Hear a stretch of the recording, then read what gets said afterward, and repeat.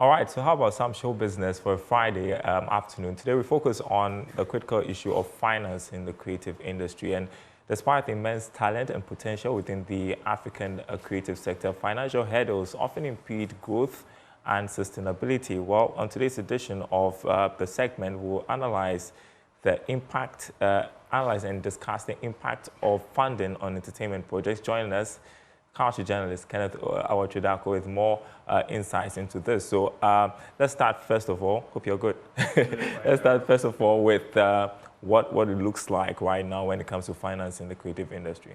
So if you look at Africa specifically, you understand how much of joy that these creators bring people. So it's very difficult, or it's very remote if you want to think about how they go about their finances, because usually on the aesthetic side of things, it looks all gloomy. But sometimes when it comes to the financial aspects, it's something that is not talked about that much, but it's a really big problem. I mean, we've had a lot of creative giants complain in their own different ways. Recently, there was this musician Sarkodie was on a cypher by Hennessy or something like that. So, and during his freestyle, he actually mentioned the fact that he wants to be financially independent. So for that reason, he hasn't signed on to any record label, which is seen in the industry as something or an institution that usually backs, artists amongst others. And so him making that statement also brought about that conversation as to the fact that do people really need to be under, management or individuals or institutions that take care of their structures, which include the finances.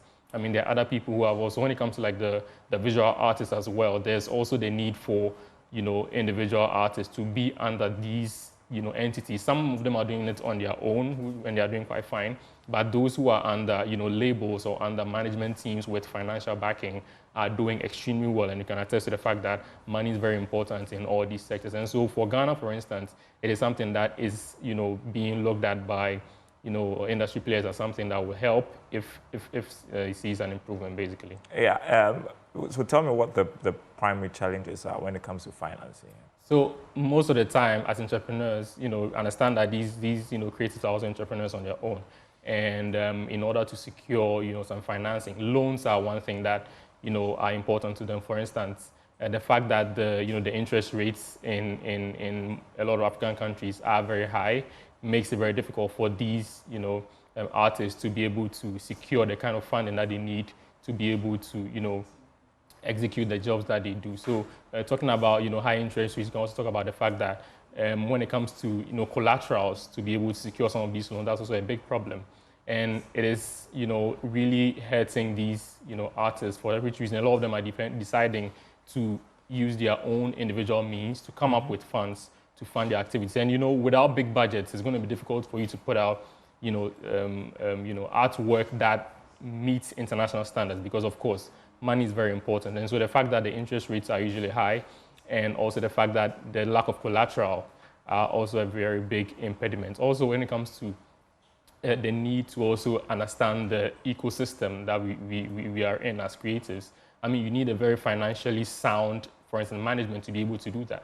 A lot of them do not have, management that has the financial literacy skills to be able to appreciate what the ecosystem brings on board beyond just the art alone. But the financial part of it is also very lacking. So it's something that some, creatives and industry players are also looking at, and are, hoping that the banks are able to come around and meet them halfway to be able to make that transaction happen. All right. How are the banks or investors engaging the creative industry? For one, the financial institutions and investors see the creative industry as a very high risk, endeavor. And for every institution, the primary motive is to make profits before, the solutions of whichever client it is comes in. And so if they look at the industry as a high risk venture, it's difficult for them to actually step in. And this goes for the banks, goes for the investors, or anybody that, even an individual that's willing to put money behind an artist or a creative person. It becomes very difficult. They consider all these factors. And so when they look at the risk, it becomes very difficult for them to take a step. And so many people are proposing that there should be, a way for the institutions to meet these creatives halfway. I mean, there should be an understanding between the financial institutions and the creatives as well, to be able to ensure that even though it's a high-risk venture, they're able to put out some cash and have very innovative ways to track the process and also to be able to recoup their process without anybody, falling along the way. How challenging is the engagement with the banks and investors? It has been challenging. If you look at Ghana, for instance, you realize that even when it comes to ambassadorial deals, which are, very popular in other areas, it's very popular here in Ghana as well. But when it comes to the linkage between the arts and then the financial ambassadorial arrangement, is quite difficult. You realize that Manifest is also in a certain situation where he has some financial institutions that he's an ambassador for. So for someone like that, it's very easy for him to leverage on that to be able to secure some sort of funding from these facilities. Sarkodie was recently unveiled as a brand ambassador for another bank, and that's also good news for him because he's also an independent creative who's doing so good for himself, fortunately for him.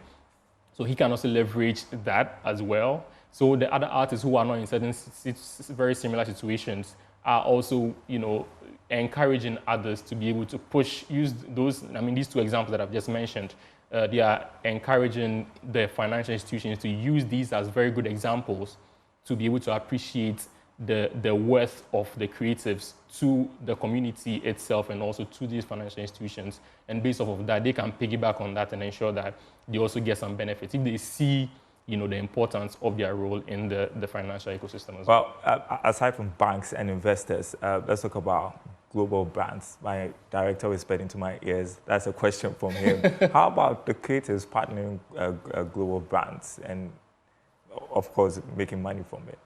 Exactly. So we are already seeing, the partnership going on. I mean, the issue I mentioned with Sarkodie recently, even the conversation that brought this up, basically, it was his partnership with a global brand, a global beverage brand, that brought this conversation up recently. I mean, a lot of them are actually taking that step, and those who have very, recognized or very big labels and machinery behind them are able to take advantage of the global brands because you'd understand that it takes a certain level of negotiation for some of these things to see the light of day.